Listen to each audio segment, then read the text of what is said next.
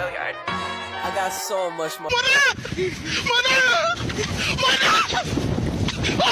You ready, kids? Aye, aye, Captain! I can't hear you. Aye, aye, Captain! Oh!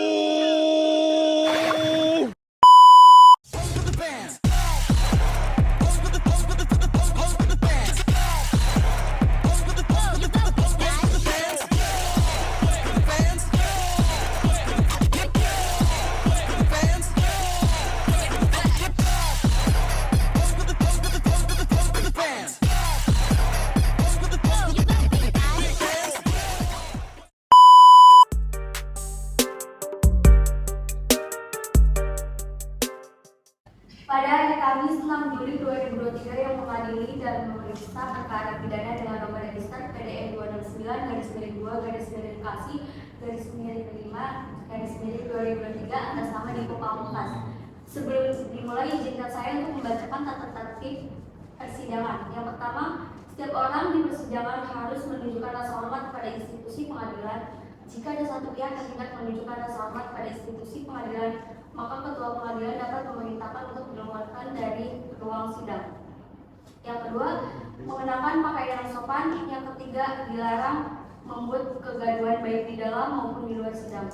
Yang keempat, untuk pengambilan rekaman baik kamera, tape record maupun recorder video harus seizin ketua pengadilan negeri yang bersangkutan. Yang kelima, wajib menghormati institusi pengadilan seperti yang telah disebutkan di atas.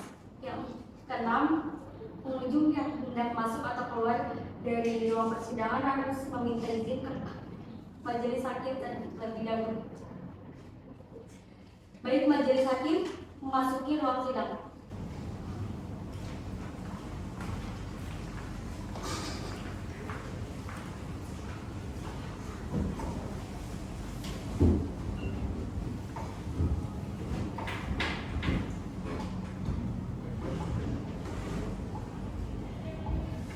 Silakan duduk kembali.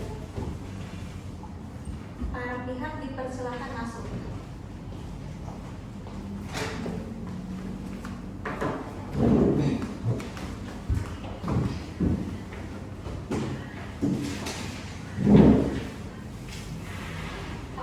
Apakah sudah siap? Siap. Penuntut umum apakah sudah siap? Siap, Yang Mulia. Baik, penasihat hukum apakah sudah siap? Siap, Yang Mulia.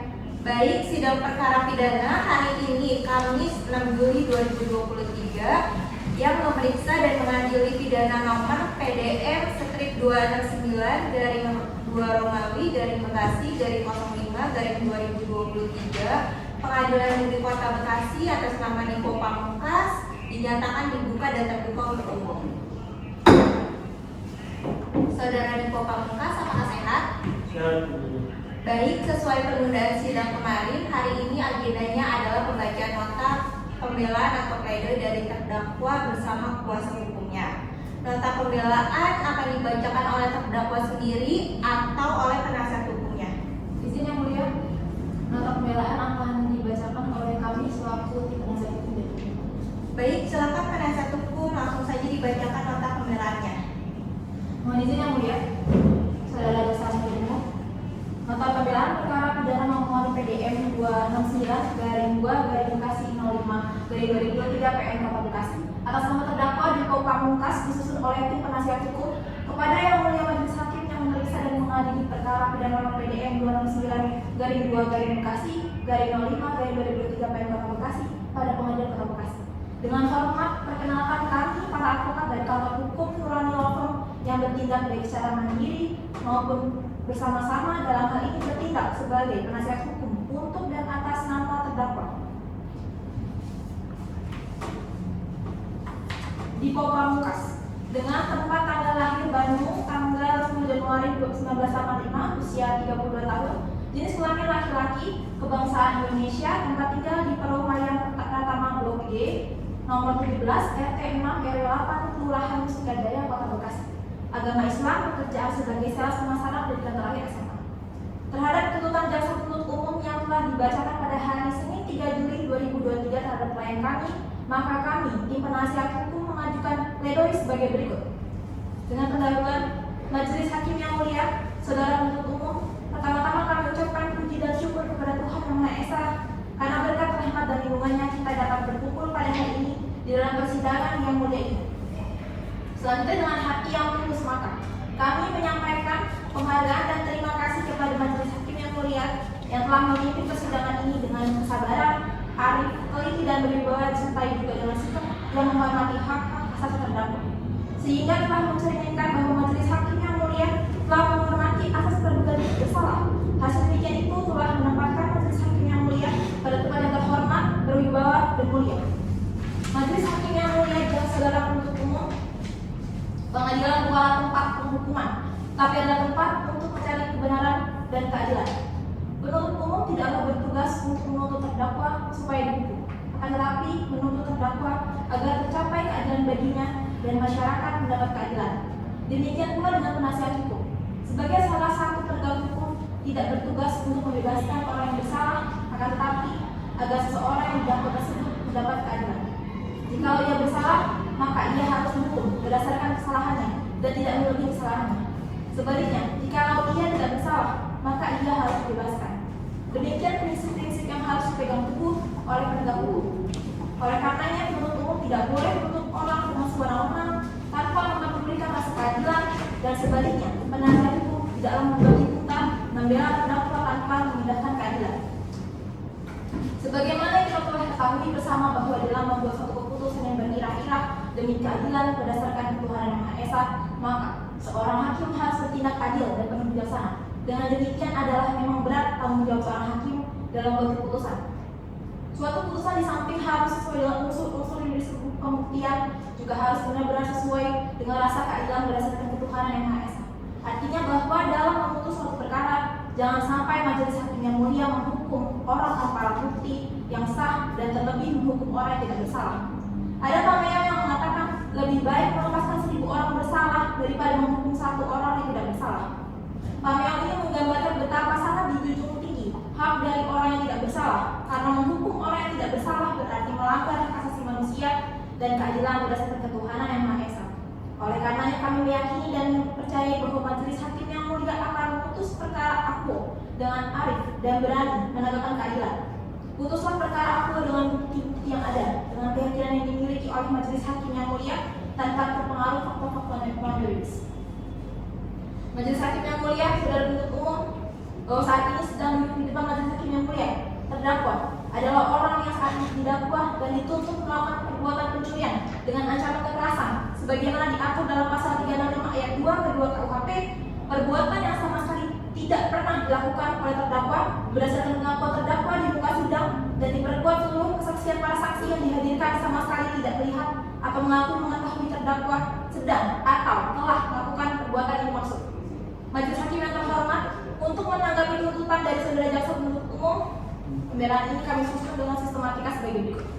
Yang pertama tentang dakwaan dan tuntutan hukum beserta tanggapannya.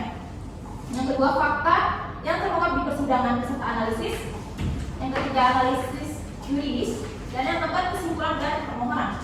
Pembelaan ini dilandasi dengan sebuah harapan agar yang mulia majelis hakim memeriksa memutus perkara ini dengan bijaksana dan penuh kearifan serta senantiasa berkiblat rasa keadilan, hati nurani kemanusiaan, dan tanggung jawab kepada Tuhan Yang Maha Esa. Sekiranya yang mulia majelis hakim berkenan untuk memberikan putusan terhadap terdakwa suatu dari putusan yang adil, arif dan bijaksana yang semata-mata didasarkan pada keadilan yang hakiki atas dasar mencari ridho dari Allah Subhanahu wa Ta'ala semata. 1. Tentang dakwaan dan tuntutan hukum beserta tanggapannya. A. Dakwaan bahwa dalam perkara ini klien kami didakwa dengan dakwaan alternatif di mana dakwaan ke-1 pasal 365 ayat 2 kedua KUHP yang berbunyi sebagai berikut.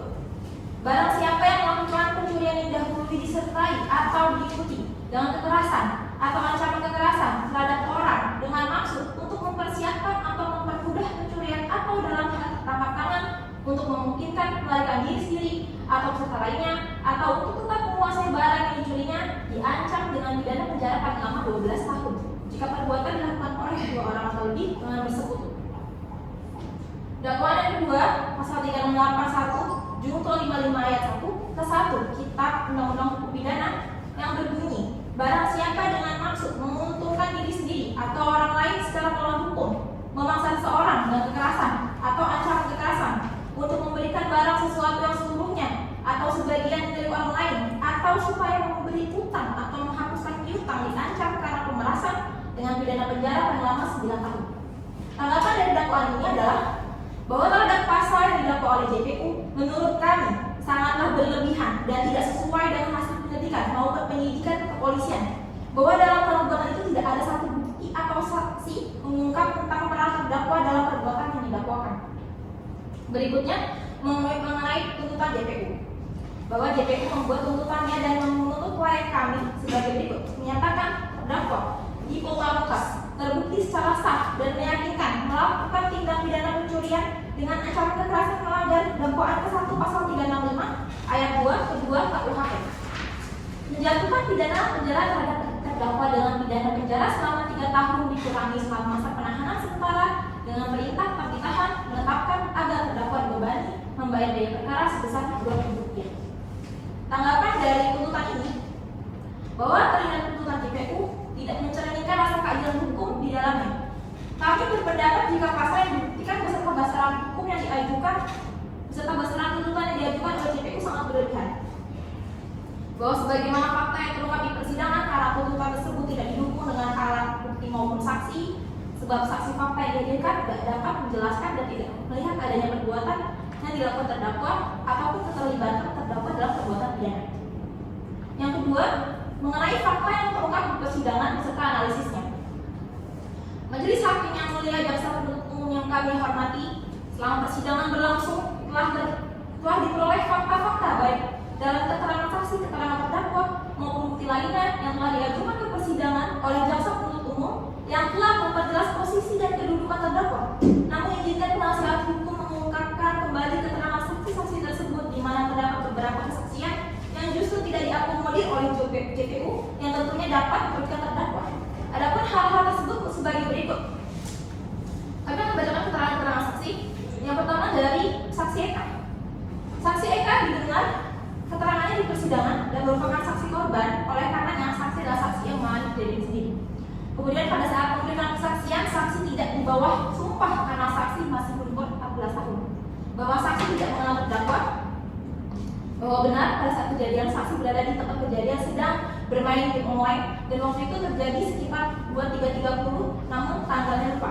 Bahwa benar tempat kejadian adalah Warna Prima di perumahan Mutiara Gading Timur. Bahwa benar saksi Putra pada saat kejadian masuk ke dalam Warna Prima sendirian sambil mengatakan siapa yang mempunyai motor tanpa plat nomor. Saksi kemudian menjawab motor itu miliknya. Bahwa benar yang masuk ke dalam Warna Prima hanya 1 orang dan 1 lagi berada di luar. Bahwa benar saksi Cecil saat itu membawa korek api yang berbentuk senjata api. Korek api berbentuk senjata api tersebut dibawa dengan cara ditenteng sehingga benar larasnya menuju ke bawah, tidak diacung-acungkan. Bahwa benar pada saat itu saksi Rafa keluar dari kamar mandi dan diminta handphonenya oleh saksi Putra. Benar yang masuk ke dalam Warna Prima hanya saksi Putra sendirian dan saksi tidak melihat terdakwa berada di dalam lokasi kejadian.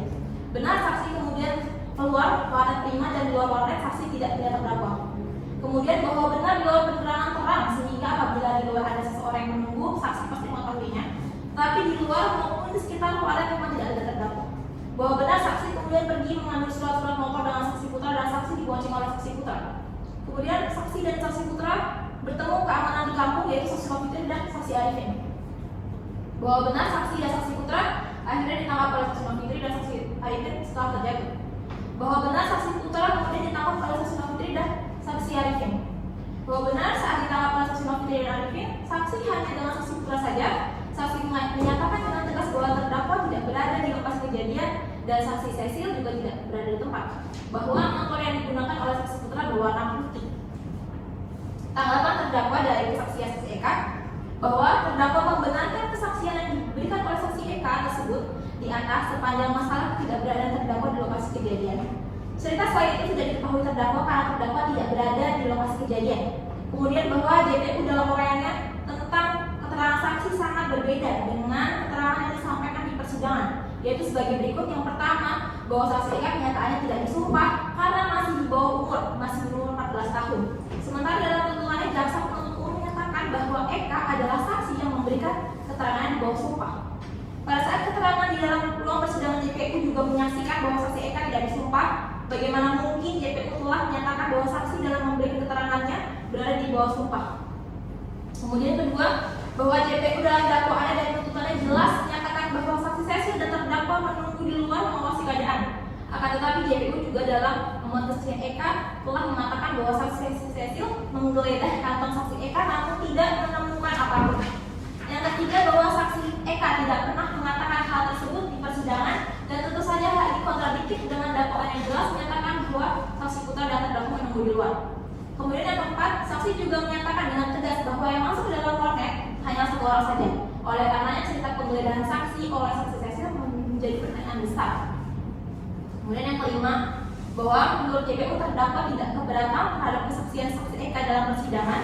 JPU tidak menyimak secara seksama fakta kesaksian di persidangan. Saksi Eka jelas menyatakan bahwa saksi tidak pernah melihat terdakwa baik dalam kejadian di warnet 5 maupun pada saat kejadian ditangkap oleh saksi Nofri dan Arifin. Keenam, bahwa yang disetujui oleh terdakwa adalah kesaksian saksi Eka dalam persidangan dan terdakwa menolak sama sekali semua isi BAP yang menjadi patokan JPU. Sementara JPU dalam surat tuntutannya telah membuat keterangan saksi sendiri yang berbeda dengan fakta persidangan.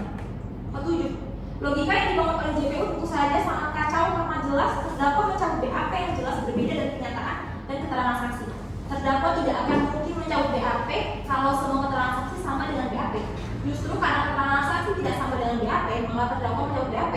Bahwa JPU masih tidak mau lepas dari isi BAP yang sudah dicabut terdakwa dan bersikeras agar terdakwa tetap mengakui isi BAP yang senyatanya tidak benar, dan terdakwa juga sudah berkali-kali dalam berbagai kesempatan pemeriksaan menyatakan bahwa BAP salah. Yang ke-8, bahwa saksi mengatakan motor yang digunakan oleh saksi Putra di warnet 5 berwarna putih dan bukan berwarna ungu. Motor berwarna ungu inilah yang digunakan terdakwa dan terbukti tidak pernah berada di lokasi warnet 5 tempat kejadian tindak pidana. Ke-9, bahwa JPU berusaha menarik terdakwa ke dalam suatu peristiwa yang tidak dilakukan terdakwa. Hal ini nampak sekali dengan kesaksian yang mengatakan bahwa saksi mengetahui dari kantor polisi Bantar Gebang bahwa pelaku tindak pidana ternyata ada 3 orang termasuk terdakwa berada di dalamnya. Untuk apakah kesaksian testimonium de audito yang tidak diketahui sendiri, tidak dilihat sendiri dan tidak dipahami sendiri oleh saksi dimasukkan ke dalam bagian kesaksian saksi?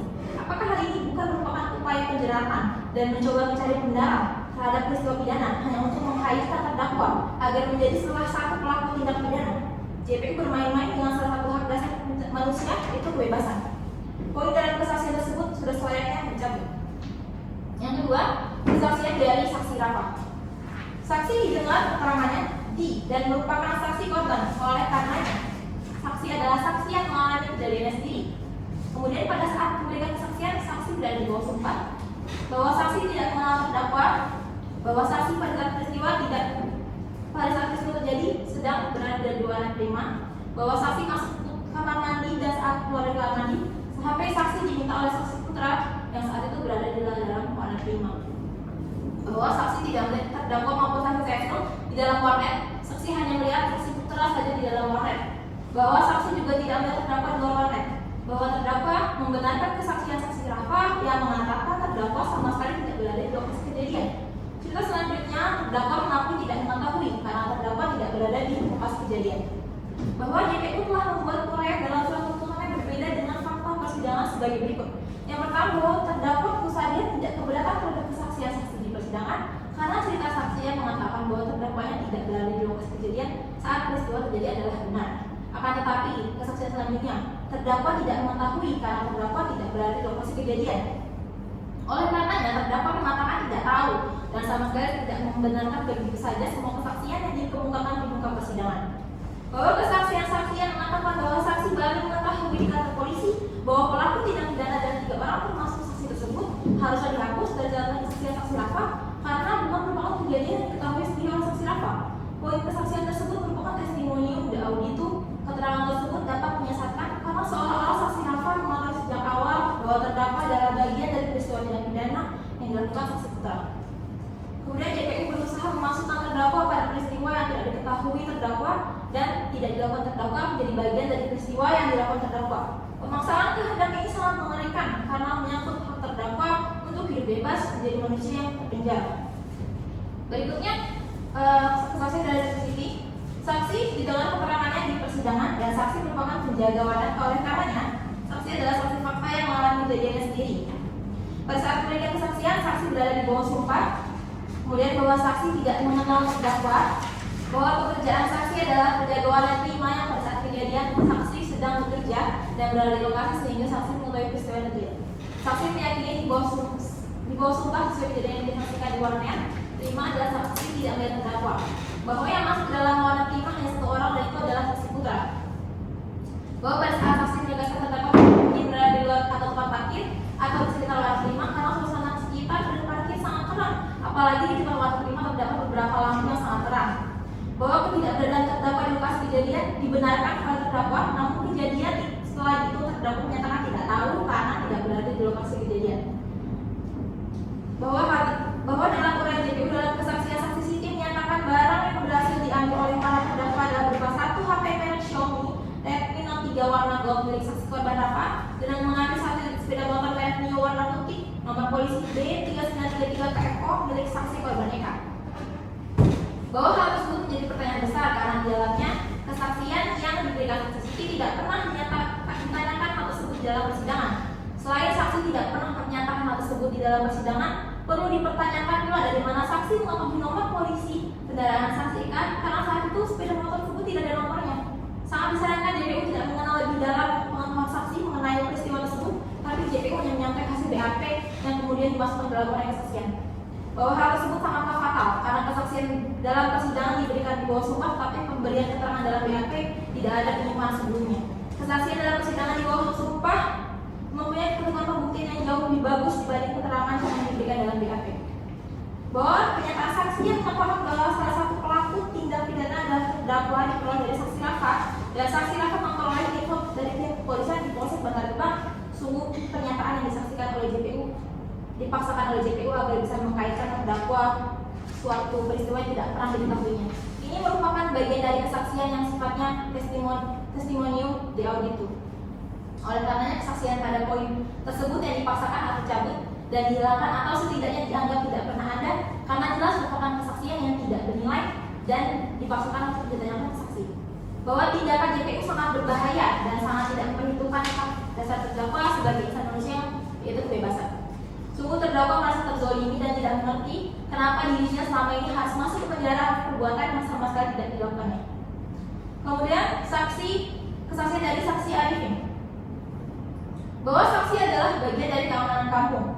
Bahwa saksi dengan keterangannya di persidangan dan merupakan saksi penangkapan saksi Putra pada saat bersama-sama dengan saksi Eka. Oleh karenanya saksi adalah saksi yang mengalami sendiri kejadiannya. Kemudian bahwa pada saat memberikan kesaksian saksi berada di bawah sumpah, bahwa saksi tidak mengenal terdakwa, bahwa saksi adalah keamanan setempat yang melakukan pengamanan di kampungnya bersama saksi Novitri, bahwa saksi lihat ada dua orang sedang berboncengan sepeda motor dan yang berbadan lebih besar yang memboncengkan, bahwa saksi melihat jalan motor agak oleng dan melihat yang berbadan besar agak sempoyongan. Kemudian saksi menghentikan kendaraan motor tersebut namun dijawab bahwa dia adalah cepu dan akan membawa anaknya diboncengkan ke Polda. Bahwa saksi kemudian berjalan kepada dua orang tersebut. Pada saat itu saksi sangat yakin hanya ada dua orang saja dan tidak ada orang lain maupun motor lain. Bahwa setelah kedua orang tersebut diperbolehkan jalan, anak yang dibonceng menengok ke belakang dan mengatakan begal. Mendengar teriakan tersebut, kemudian saksi mengatakan mendengar teriakan tersebut, kemudian saksi melakukan pengejaran. Pada saat dikejar, motor jatuh dan anak yang dibonceng sekali lagi meneriakkan begal. Saksi kemudian menangkap pengendara motornya. Bahwa yang ditangkap pelaku bersama Kak Fitri hanya satu orang saja. Bahwa pengendara motor kemudian dibawa ke Polsek Bantar Gebang dan saksi tidak melihat adanya motor umum. Bahwa terdakwa membenarkan kesaksian saksi sepanjang berkaitan dengan ketidakberadaannya di lokasi kejadian. Kesaksian selebihnya tidak diketahui karena terdakwa tidak berada di tempat. Bahwa uraian JPU ternyata tidak akurat dan tidak berdasarkan pada kesaksian yang dibuat saksi pada saat persidangan. Bahwa dalam persidangan tidak pernah ditanyakan kepada saksi mengenai HP milik Rafa, yaitu HP merek Xiaomi Redmi Note 3 warna gold. Akan tetapi dalam uraian kesaksian yang dibuat oleh JPU adalah saksi membenarkan barang yang disaksikan adalah barang tersebut.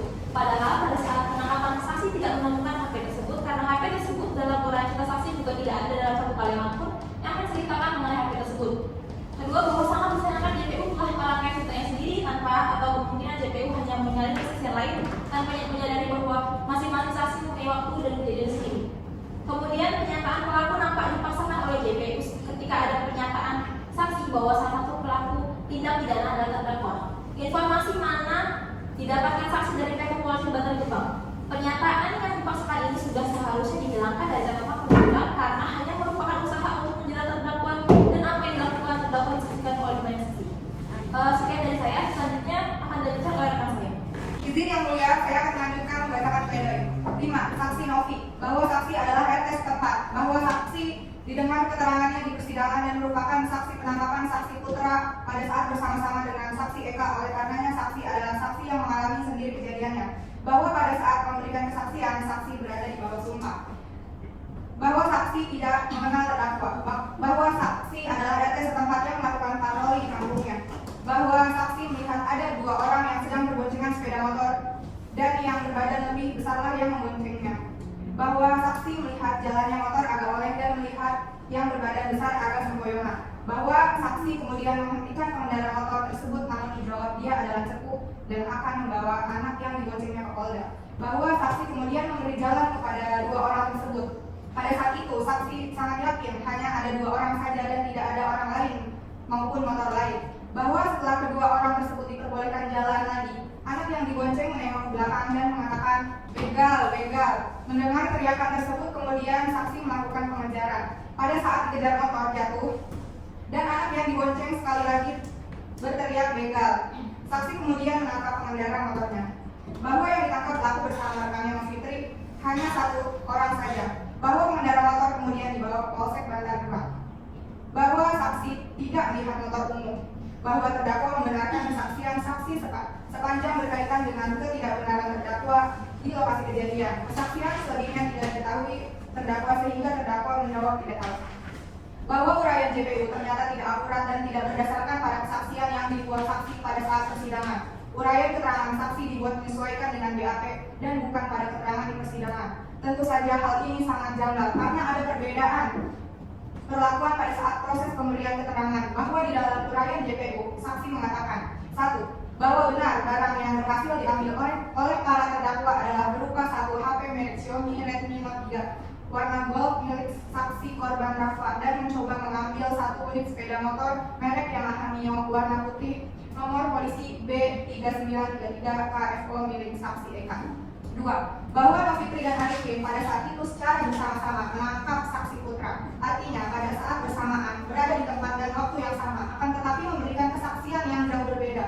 Saksi Novitri mengatakan mencoba mengambil dan sementara saksi Arifin mengatakan mengambil 1 unit sepeda motor. Yang 3, bahwa kata mengambil dan mencoba mengambil tentu mempunyai makna yang sangat berbeda. Kata mengambil sudah menunjukkan bahwa peristiwa sudah selesai dan terjadi, sedangkan mencoba mengambil peristiwa belum terjadi. Yang 6, saksi Putra. Saksi Putra adalah terdakwa dalam berkas terpisah. Saksi Putra dalam membenarkan keterangan berada di bawah sumpah, bahwa saksi mengenal terdakwa, bahwa saksi membenarkan telah melakukan minuman keras di ruko Rafflesia bertempat, yaitu dengan terdakwa saksi Cecil dan Roni, bahwa terdakwa mengantar Roni pulang terlebih dahulu karena Roni sudah mabuk berat, kemudian terdakwa kembali ke ruko Rafflesia. Selama melakukan minuman keras, saksi dan terdakwa maupun saksi Cecil tidak pernah membicarakan rencana melakukan tindakan kejahatan. Saksi juga tidak pernah membicarakan masalah tindakan kejahatan maupun berdua dengan terdakwa. Setelah diantar ke rumah, saksi kemudian pergi lagi bersama dengan saksi Cecil dan terdakwa mengikuti dari belakang. Bahwa benar terdakwa kemudian berhenti di Tugu Bambu daerah Ciketingus Sukajaya, sedangkan saksi bersama dengan saksi Cecil meneruskan perjalanan. Bahwa saksi menegaskan terdakwa tidak mengikuti perjalanan saksi dengan saksi Cecil. Artinya, terdakwa tidak berada di tempat kejadian karena terdakwa sudah pulang terlebih dahulu. Saksi kemudian meminta HP saksi Rafa yang baru keluar dari kamar mandi dan keluar menanyakan motor tanpa alat yang berada di parkiran. Motor tersebut milik saksi Eka. Kemudian saksi meminta saksi Eka untuk pulang mengambil surat-suratnya dengan dibonceng oleh saksi.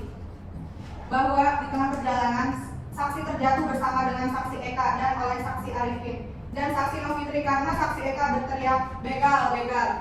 Bahwa JPU menanyakan kepada saksi mengapa keterangan saksi di BAP berbeda dengan keterangan saksi di dalam persidangan, maka saksi menjawab bahwa keterangan saksi di dalam persidangan adalah yang benar dan sesuai dengan kejadian, sedangkan di BAP salah karena saat itu ditekan dan disiksa penyidik sehingga tangan kanan patah. Bahwa tim penasihat hukum juga menanyakan hal yang sama, bahkan mengingat keterangan saksi berada di bawah sumpah, saksi masih menjawab bahwa keterangan di persidangan adalah keterangan yang benar. Bahwa keterangan persidangan bahwa terdakwa pulang lebih dahulu adalah keterangan yang sesuai dengan kenyataan bahwa terdakwa tidak berada di lokasi kejadian. Keterangan ini saling mendukung dengan keterangan yang diberikan oleh 5 saksi sebelumnya, yaitu saksi Eka, saksi Rafa, saksi Siti, saksi Arifin, dan saksi Nofitri. Kesaksian mana dapat memberikan gambaran secara terang dan jelas bahwa terdakwa tidak berada di lokasi kejadian dan sama sekali tidak mengetahui kejadiannya. Bahkan perencanaan pun tidak pernah dilakukan oleh para terdakwa. Alangkah mengerikan seorang yang tidak melakukan perbuatan pidana kemudian dibuat sedemikian rupa untuk masuk dalam lingkaran kejahatan dan harus menerima hukuman atas perbuatan yang tidak dilakukannya. Yang 7, saksi Cecil. Saksi Cecil adalah terdakwa dalam berkas terpisah. Saksi Cecil dalam memberikan keterangan berada di bawah sumpah bahwa saksi mengenal terdakwa, bahwa saksi membenarkan telah melakukan minuman keras di rumah refleksi tempat, yaitu dengan terdakwa saksi Putra dan Roni, bahwa saksi juga pernah membicarakan masalah tindakan kejahatan maupun berdua dengan terdakwa, bahwa setelah diantar rumah, saksi Putra kemudian pergi lagi bersama saksi Cecil dan terdakwa mengikuti dari belakang, bahwa benar saksi Putra dan Cecil kemudian berhenti di Alfa, daerah Cikatimus, Cikajaya, Bekasi, dan kemudian terdakwa ikut berhenti dan mengatakan sesudah itu saksi bersama Putra, "Saya pulang duluan ya," meneruskan perjalanan ke Mutiara Gading. Saksi menegaskan terdakwa tidak mengikuti perjalanan saksi dengan saksi Putra. Artinya terdakwa tidak berada di tempat kejadian karena terdakwa sudah pulang terlebih dahulu. Saksi Putra kemudian meminta HP saksi Rafa yang baru keluar dari kamar mandi dan keluar menanyakan motor tanpa alat plat yang berada di parkiran. Motor milik saksi Eka. Kemudian saksi Putra meminta saksi Eka untuk pulang mengambil surat-suratnya yang dibonceng oleh saksi Putra. Di hadapan persidangan, saksi menunjukkan surat pernyataan yang telah dibuatnya, yang intinya menyatakan bahwa terdakwa tidak ikut dan tidak terlibat dalam perkara yang telah didakwakan dan dituntut oleh JPU ini. Bahwa JPU selalu mengoreksi keterangan saksi dihubungkan dengan keterangan saksi pada saat melakukan BAP, namun saksi tetap pada pendiriannya bahwa kesaksian yang diberikan dalam persidangan adalah kesaksian yang dibenarkan oleh saksi. Yang kedelapan, ada saksi Jaski. Jaski adalah anggota kepolisian Bantar Gebang yang bertugas sebagai petugas pemeriksa terhadap terdakwa. Saksi dihadirkan dalam persidangan sebagai saksi verbalisan karena terdakwa menolak atau membantah isi BAP yang menyatakan mencabut BAP. Saksi tidak mengenal terdakwa. Saksi dalam memberikan kesaksian berada di bawah sumpah bahwa benar seluruh keterangan terdakwa dalam BAP adalah keterangan terdakwa. Bahwa atas keterangan saksi tersebut terdakwa tetap pada keterangannya. Bahwa pemeriksaan yang dilakukan oleh Jaski pada pemeriksaan pertama adalah pukul 21.30 malam, artinya terpaut sekitar 16 jam sejak penangkapan terdakwa. Saksi berkilah bahwa pemeriksaan dilakukan malam hari pada jam 21.30 karena terdakwa mabuk dan menunggu agar terdakwa sudah segar kembali. Bahwa pemeriksaan yang dilakukan terhadap terdakwa selalu dilakukan dengan kekerasan apabila dijawab dengan tidak tahu, padahal kenyataannya terdakwa memang tidak tahu karena terdakwa tidak berada di lokasi saat peristiwa terjadi. Barang bukti adalah barang-barang kepunyaan tersangka yang diperoleh karena kejahatan dan barang-barang yang dengan sengaja telah dipergunakan untuk melakukan kejahatan, dan barang-barang tersebut dapat disita sebagaimana diatur dalam pasal 39 KUHP Andi Hamzah Hukum Acara Pidana Indonesia 2004 halaman 112. Sedangkan dalam perkara ini keseluruhan barang bukti tidak ada kaitannya dengan terdakwa. Perbuatan pidana yang didakwakan tidak ada hubungannya dengan barang bukti yang dilaporkan karena barang bukti tersebut merupakan barang bukti yang dipakai untuk membuktikan tindak kejahatan yang dilakukan Putra dan Cecil pada kasus berkas lain. Dari fakta persidangan yang terungkap, sampailah kini kami menyampaikan analisa terhadap fakta terungkap tersebut sebagai berikut. 1. Tidak ada satupun saksi yang melihat perbuatan atau keterlibatan yang dilakukan oleh terdakwa. Analisa bahwa berdasarkan fakta di persidangan sebagaimana keterangan saksi, bukti, tuntutan, petunjuk dan ditunjukkan keterangan pada terdakwa, maka adalah menurut analisa terlalu memaksakan dakwaan dan tentunya tuntutan tersebut tidaklah berdasar. Tidak ada satupun orang saksi yang melihat secara langsung terjadinya tindak pidana yang dilakukan terdakwa. Bahkan pelaku lain yang saat ini telah divonis dalam perbuatan ini menyatakan dengan tegas bahwa terdakwa tidak ada di tempat kejadian dan tidak turut terlibat dalam perbuatan yang didakwakan. Saksi Cecil juga menuliskan surat pernyataan dan disampaikan dengan persidangan yang intinya mengatakan bahwa terdakwa tidak ikut dan tidak terlibat dalam perbuatan pidana yang telah didakwakan penuntut umum. 2. Berita acara pemeriksaan tidak dapat dijadikan saksi alat. BAP adalah proses pemeriksaan pemeriksaan saksi dan terdakwa pada saat penyidikan dalam proses pembuatan BAP harus tunduk pada ketentuan dalam KUHP, termasuk juga dalam ketentuan pasal 56 dan 114. Bahwa terhadap perkara ini, terdakwa wajib didampingi penasihat hukum, namun kewajiban tersebut diabaikan oleh penyidik juga terhadap ketentuan pasal 117 KUHP yang menyatakan bahwa pemeriksaan seharusnya dibuat tanpa ada bentuk tekanan dalam bentuk apapun juga. Namun kenyataannya yang berdasarkan kesaksian terdakwa, saksi Putra dan Cecil juga jelas mengatakan bahwa segala proses pemeriksaan disertai dengan ancaman, pukulan, dan penganiayaan. Bahwa segala keterangan di BAP terutama tentang hal keterlibatan terdakwa dalam perbuatan pidana telah dicabut oleh saksi Putra dan Cecil serta oleh terdakwa sendiri sehingga tidak dapat lagi dijadikan dasar pemeriksaan. Karena sesungguhnya keterangan di hadapan persidanganlah yang dijadikan alat bukti yang sah sebagaimana yang telah ditentukan pasal 185. 3. Fakta yang sebenarnya terjadi adalah terdakwa tidak pernah ikut terlibat dalam perbuatan pidana. Awal mulanya terdakwa bersama-sama dengan saksi Putra dan saksi Cecil sedang minum di warung jamu dekat perumahan Rafflesia, Bekasi Timur. Kemudian terdakwa di Kokamukas dan saksi Cecil mengantar saksi Putra pulang ke daerah Simuni karena saksi Putra sedang mabuk berat. Setelah mengantarkan pulang, terdakwa berpamitan pulang mengendarai motor Vino umum, namun tidak berapa lama saksi Putra dan saksi Cecil menyalip motornya. Dan sebelum masuk ke Tugu Bambu Asem, saksi Putra dan saksi Cecil berhenti di Alfamart dan saksi Putra masuk membeli rokok. Sedangkan saksi Cecil di luar terdakwa kemudian bicara ke saksi Cecil bahwa akan pulang dulu. Kemudian terdakwa pulang dan tidak tahu lagi apa yang dilakukan saksi Putra dan saksi Cecil. 3. Analisa empiris dari fakta-fakta yang terungkap di persidangan berdasarkan keterangan-keterangan para saksi, alat bukti yang diajukan persidangan oleh jaksa penuntut umum. Maka kami dari tim penasihat hukum terdakwa menolak seluruh analisa yuridis jaksa penuntut umum baik sebagaimana tertera dalam surat dakwaan maupun surat tuntutan.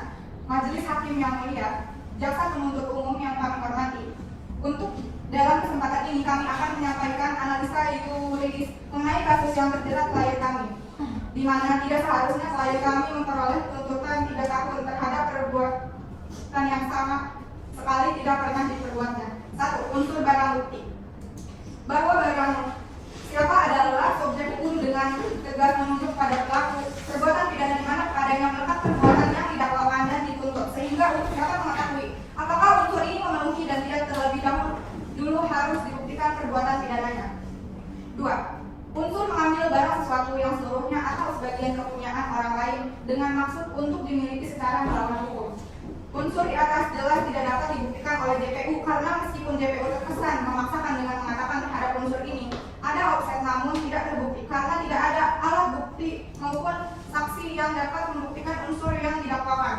Alat bukti yang tidak ada dengan tegas menyebut adanya perbuatan pidana yang dilakukan terdakwa atau keterlibatan terdakwa. Yang 3. Yang didahului disertai atau diikuti dengan kekerasan atau ancaman. Kekerasan bahwa berdasarkan keterangan para saksi dan terdakwa sendiri bahwa terdakwa tidak pernah ada di lokasi kejadian dan tidak terlibat dalam perbuatan tersebut karena saat kejadian terdakwa justru pulang dan tidak ikut dalam perbuatan pidana yang dilakukan. 4. Kesimpulan dan permohonan. Bapak Hakim, Ketua dan Majelis Anggota yang kami muliakan, Saudara Jaksa Penuntut Umum yang kami hormati, persidangan yang kami hormati, pada pembahasan terakhir ini tiba saatnya kami penasihat hukum terdakwa menyampaikan kesimpulan dan permohonan kepada Majelis Hakim atas apa yang kami rasa memiliki nilai keadilan selama jalannya persidangan. Di mana dalam persidangan ini kami meminta keadilan yang berdasar dalam memutus perkara ini sebab selama proses persidangan ini klien kami telah menunjukkan sifat kooperatif sehingga karenanya patut Majelis Hakim yang mulia agar dapat mempertimbangkan putusan yang seadil-adilnya. Kesimpulan dari pledoi atau nota pembelaan yang kami sampaikan ini merujuk bahwa 1. Bahwa terdakwa tidak pernah terlibat atau turut dalam perbuatan pidana yang didakwakan dan dituntun terhadapnya.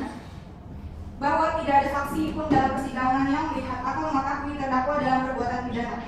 Bahwa barang bukti yang ditunjuk dalam perkara ini bukanlah barang terdakwa, bukan untuk digunakan berbuat jahat dan bukan hasil kejahatan sehingga tidak ada sangkut pautnya terhadap terdakwa. Bahwa atas apa yang telah kami jelaskan sebelumnya tersebut di atas, dengan ini kami memohon kepada Majelis Hakim agar kiranya Majelis Hakim untuk dapat memutuskan 1. Menyatakan terdakwa di Pamungkas tidak terbukti secara sah dan meyakinkan bersalah melakukan tindak pidana sebagaimana dimaksud dalam dakwaan 1 pasal 365 ayat 2 KUHP. Membebaskan terdakwa dari segala dakwaan dan tuntutan hukum yang dialamatkan kepadanya. 3. Memulihkan hak dalam hal kemapanan, hal kemampuan, kedudukan, dan harkat serta martabat terdakwa. Demikian pledoi atau nota pembelaan kami. Apabila majelis hakim berpendapat lain, mohon putusannya seadil-adilnya. S. Eko Gono, Bekasi, 6 Juli 2023. Hormat kami, penasehat hukum terdakwa. Terima kasih majelis. Silakan penasihat hukum. Izin majelis, izin biasa. Silakan.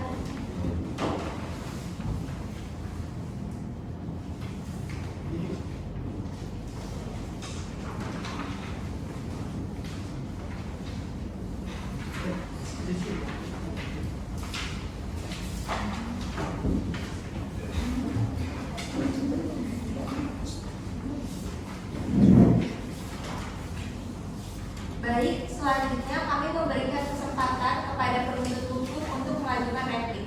Baik, terima kasih yang mulia. Namun untuk saat ini replik belum kami buat, kami meminta waktu selama 3 hari untuk menyiapkan replik tersebut. Baik, Panitera mohon dibantu cek. 3 hari kemudian jatuh pada hari dan tanggal berapa? Jatuh pada hari Selasa 11 Juli 2023 yang mulia. Baik, sidang selanjutnya adalah pembacaan replik dari jaksa penuntut umum. Dengan demikian, sidang ditunda dan dilanjutkan pada tanggal Selasa 11 Juli 2023. Kepada para pihak dimohon kehadirannya tanpa waktu resmi yang ditentukan oleh pengadilan. Apakah siap? Siap, Yang Mulia. Baik, selanjutnya diperintahkan terdakwa untuk kembali ke dalam tahanan. Sidang perkara nomor PDM strip 269 garing 2 Romawi garing Bekasi garing 05 garing 2023 atas nama terdakwa Diko Pamungkas dinyatakan ditutup. Majelis hakim akan meninggalkan ruang sidang. Hadirin dimohon berdiri.